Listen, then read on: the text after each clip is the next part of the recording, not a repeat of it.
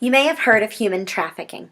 There's over 27 million slaves in the world today, and human trafficking is starting to come to the forefront of public knowledge. You may have seen the movie Taken, in which an American girl is ripped from her hotel room, sold to a brothel in Eastern Europe, and her daddy comes to save her. Perhaps when you think of trafficking, you think of the underbelly of India, with 12-year-old girls being bought and sold and living under lock and key.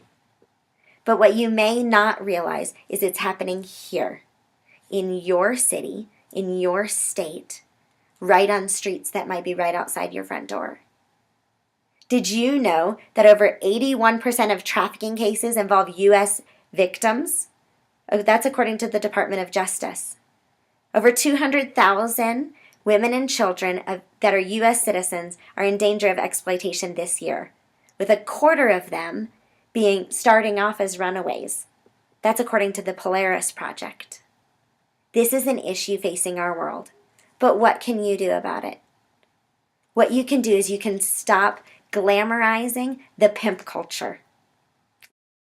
Popular rapper Snoop Dogg appears on the cover of Rolling Stone, billed as America's most lovable pimp, while pimps and hoes balls are taking place across the country with people dressing up, pimp and hoe attire encouraged.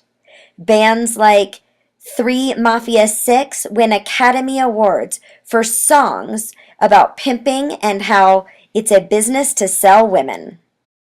While the left-hand side tells us what popular media says about pimps today, the right-hand side tells a truer story. These men are slave traders, selling girls on the auction block of street corners every night. They're abusers, using both physical violence when women do not make their quota and get beaten regularly, and emotional manipulation like kidnappers use. They are rapists, criminals who must not be glamorized.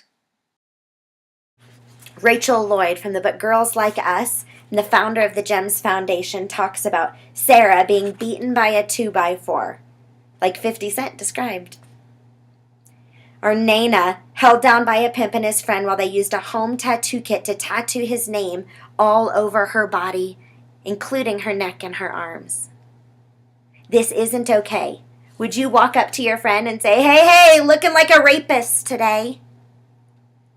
No, it's not cool and it's not okay. We've got to change the way we talk in our schools, in our music, in our movies, and start identifying these girls as victims, most of whom enter prostitution at age 12, and these guys as slave traders. Be the change. Stop pimp culture now.